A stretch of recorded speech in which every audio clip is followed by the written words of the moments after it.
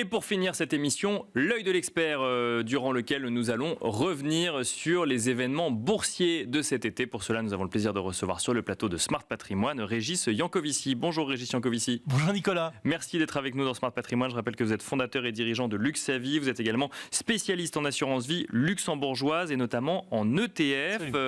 L'été boursier 2024 a pu être un petit peu mouvementé, notamment en lien avec la découverte de chiffres de l'emploi moins favorables qu'attendu par le marché. Ça a créé plusieurs séquences, mais notamment un plongeon début août, Régis Yankovici. Est-ce que déjà, première question, est-ce qu'on peut parler de plongeon dans un contexte d'été où il y a moins de volume que le reste de l'année ?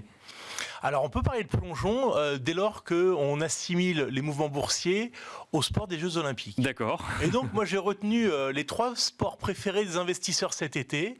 Le premier sport, c'est le plongeon. D'accord. Parce qu'avec une médaille d'or, sans conteste au Japon, puisque le Nikkei a baissé de quasiment 20% en 3 jours, hein, sur un indice quand même qui pèse 8-9% du MSCI World. Donc, bien sûr, oui. Donc c'est pas rien. Les autres grands indices que tout le monde connaît, S&P 500 en Europe, c'est plutôt 8-9%. Mais donc oui, je pense que le terme de plongeon est adapté. Les raisons, vous les avez mentionnées, hein, effectivement, une prise de conscience. Effectivement, d'un ralentissement économique américain, avec donc les chiffres de l'emploi, vous l'avez dit, également un ISM sous les attentes, et de l'autre côté, au Japon, une hausse des taux, bien sûr, qui était quand même un petit peu annoncée, qui n'était pas une totale surprise, à mettre en parallèle avec les faibles volumes d'été, absolument. Et avec une rentrée qui finalement revient sur les volumes d'avant les départs en vacances. Donc est-ce que c'est si grave que ça ?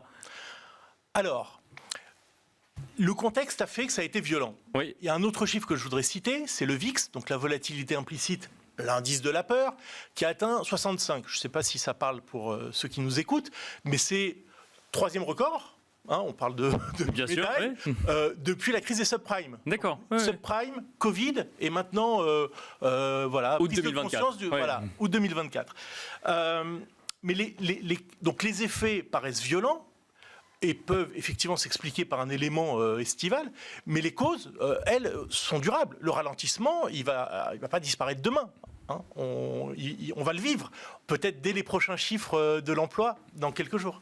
Autre sport olympique, effectivement, sur les marchés boursiers cet été, c'est le passage de relais, Régis Yankovici. Exactement, le deuxième sport, le passage de relais entre les 7 magnifiques et, on va dire, globalement le reste du marché, mais avec un focus sur 2 secteurs, les valeurs sensibles au taux d'intérêt. D'accord. L'immobilier a gagné 10% au cours de l'été à peu près. Avec cette idée que la Fed va baisser ses taux d'ici quelques jours. Exactement. D'accord. Et ça, c'est peut-être le 3e sport. J'ai choisi l'aviron. D'accord.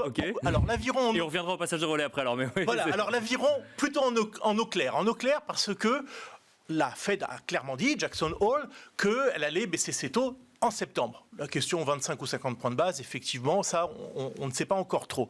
Mais la Fed va devoir ramer très fort pour convaincre le marché qu'une baisse des taux en septembre va suffire à contrebalancer, je pense, une tendance lourde d'un ralentissement économique qui se dessine pour les mois à venir. On aura l'occasion de se revoir pour parler récession ou pas récession, mais la fenêtre de ralentissement, elle commence à s'ouvrir. Donc la Fed, effectivement, a annoncé qu'elle baisserait ses taux en septembre. Que ce soit 25 ou 50 points de base, ça a une importance capitale, effectivement, pour convaincre le marché et les investisseurs. Si on revient au passage de relais sectoriel, ça veut dire que tous les titres ou toutes les entreprises plutôt sensibles, effectivement, au niveau des taux d'intérêt, ont repris un peu le devant de la scène cet été, c'est ça ? Absolument. Il y a eu un basculement donc, de ces valeurs autour de l'intelligence artificielle. Je regardais, on a eu au cours de l'été les publications du second trimestre. Donc c'est cette valeur-là.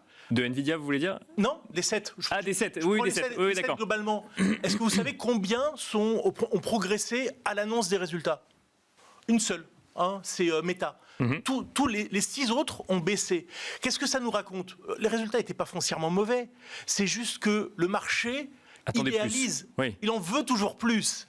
Et ça, je crois que c'est un signal de fatigue du marché autour de ces thèmes-là. Et de l'autre côté, comme de toute façon le reste du marché était totalement délaissé, on peut citer l'or également qui a progressé de 8% Bien sûr, au cours de l'été.